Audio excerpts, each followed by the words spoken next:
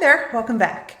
So it's that time of year again when many of us are thinking about making a New Year's resolution. And according to the American Psychological Association, about 93% of us will set one this year. The most common resolutions are related to losing weight, eating healthier, exercising regularly, and saving money. But research also shows that by February, about half of us will have quit. And by the end of the year, less than 10% of us will still be sticking with it.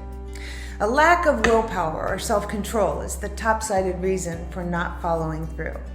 Now, on a biochemical level, the brain has this tenuous connection between judgment and actions that can compromise our will to do the things we really need to do or to avoid the things we shouldn't do. What we now know is that the weakness of will is actually a result of a tug of war for control between the limbic system and the prefrontal cortex. Now, limbic system, also known as the instant gratification seeker, lives in the now and loves pleasure and reward.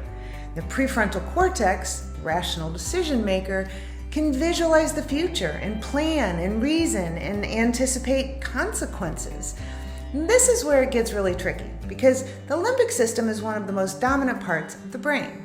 It's what generates cortisol when we're all stressed out and dopamine when we experience pleasure. And it all happens very automatically. But there's nothing automatic about the prefrontal cortex. The activity here is very conscious and very intentional. And when that intentional, rational thought is interrupted, that's when the limbic system says, now's the time to strike, and jumps back in there to take control. The most well-known study on instant gratification was conducted back in 1972 by a guy named Walter Mischel. And in the famous Marshmallow Experiment, they offered children a choice between 1 marshmallow now or 2 marshmallows if you wait a little bit. And then they tracked these kids in this longitudinal study over time. And the researchers found that the children who were able to wait longer for 2 marshmallows tended to have better life outcomes as measured by their SAT scores and body mass index and educational attainment. Now, it's important to note that numerous studies have since challenged Mischel's theory, and that entire body of research on self-control as a whole is kind of going through a bit of a reevaluation process. But experts do agree that giving in to the instant gratification seeker is an example of what psychologists call present bias or the urgency effect. It simply means that we tend to value more immediate rewards or payoffs that are closer in the present time than those that are farther in the future. And the farther in the future the reward is, the less important we seem to view it, even when the reward is exactly the same. For example, if I offered you $100 now or $150 next week, most of you would take the $150 next week. But it's $50. Sure, I can wait a week for $50.